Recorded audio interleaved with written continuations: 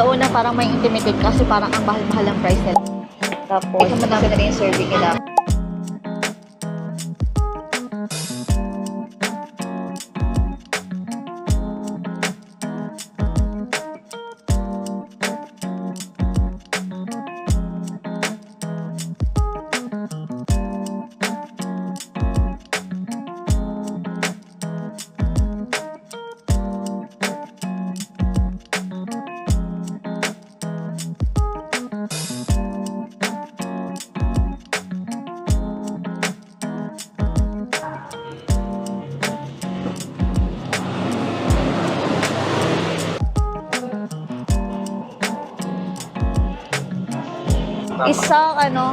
Isang Marcos Barley, tapos isang white chocolate frap, then isang pistachio cake, one slice lang. Salted caramel. Yes. I'm sorry? Cream brulee. Cream brulee. Yes. Sige, yung cream brulee na lang. Tapos, isang pork sisig. Tapos, dalawang rice. Apat. So, ganito yung view nyo makikita. As in, sobrang relaxing. Ang sarap tumambay. Then, ito yung in-order namin. Order kami ng coffee nila. Sobrang sulit ng coffee nila kasi tingnan nyo kung gaano kalaki. Tapos, kasi ito in-order namin sisi. Kaya, medyo madami na rin yung serving nila. Kaya sulit na rin. Kaya naman masarap tumambay dito. Ayan. Ganda ng view. Kahit coffee lang i-order nyo dito, okay na. Kasi tingnan nyo kung gaano kalaki. So, yung coffee nila ay nasa 200 plus ang range. Ito yung parang Spanish latte nila. Ang pangalan niya ito Marcos Barley. Then, ito yung kanilang white chocolate mocha. Ayan. Then, umorder din kami ng sisig. Ayan. Ganyan kadami. At mukha talagang masarap. Tingnan. Nasa almost 400 pesos yan. Then, order lang kayo ng rice. Ang rice nila medyo pricey. Talaga.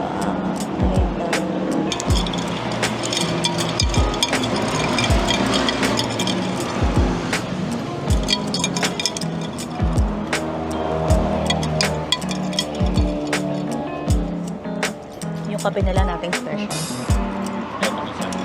Nating special sa kape nila. Try natin itong white chocolate. Haluin muna natin. In fairness, yung sisig nila masarap, no?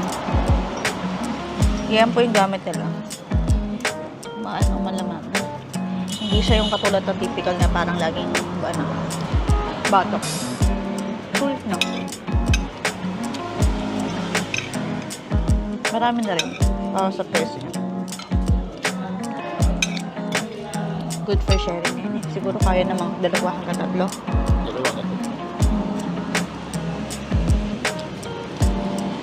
Siguro kahit mga 4 na tao kayo dito eh. Pwede na kaya dalawang ulam eh. Sarap. Hindi siya masyadong ma-mayonnaise. Tapos ano ba? Makamtalo siya. Ayan.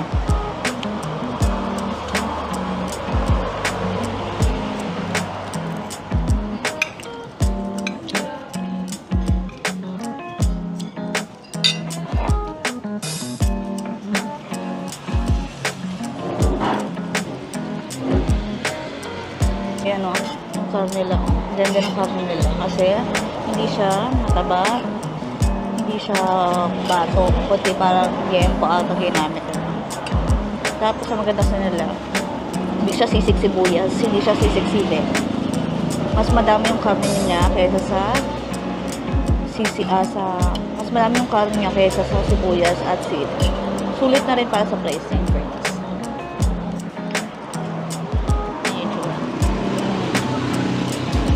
Tapos, tikman natin.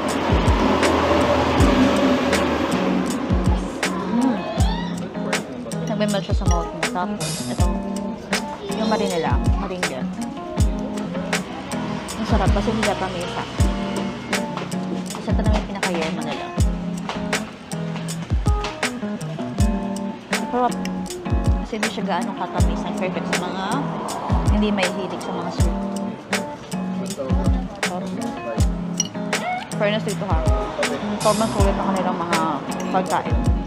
Kahit may kamahalan, pero sulit naman pagdating sa lasa. Madami ang serving. Kaso ganda pa lang. Sa kape pa lang.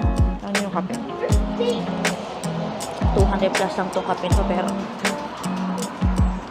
good for sharing. Ayun. Tapos ganito pa yung makikita mong view. Diba? Ganda ng view. So, ganito yung itsura ng kanilang restaurant sa gabi. Ayan, ito yung the view dito sa Tagaytay. Tapos, ito yung kanilang indoor. Pakita natin mamaya. Pet-friendly sila, kaya pwede kayo magdala ng pet. Alam sa totoo lang, kahit coffee lang, cake, ang kainin niya dito. Ayan yung mag-rice. Yes, sulit na sulit na. Ayan o. Grabe yung pagkain nila dito. Good for sharing niya talaga. Napakadami. Sa una, parang may intimidated kasi parang ang mahal-mahal ang price nila, no? Pero pag kumain ka na dito, dami pala ng serving. Yung kanilang isang order, good for sharing na talaga. 2 to 3 person. Kaya pa nga hanggang 4 person kung hindi na makalakas ang kumain. Kaya sa price na lang, okay na eh. Ang ganda ba ng view? Sobrang relaxing. Tapos ang maganda pa dito, ayan, pet friendly. Hi! Pero mas nagulat talaga ako dito sa kape nila. Grabe. Kunti ka pala kape. Good for 2 person na to kasi palpitate ka later eh. Pero mas gusto ko talagang kape nila. Yung ano no? White mocha. White mocha frap. Yung kaping-kape talaga. Ito kasi talaga kaping-kape eh. Pag mahilig ka talaga sa medyo matamisa yan. At mauubos mo talaga sa white mocha frap ka talaga. Lamig. Ito naman yung tsura nila kapag indoor. Ayan. So, ganda sila sa gabi. So, ito yung pinaka second floor nila.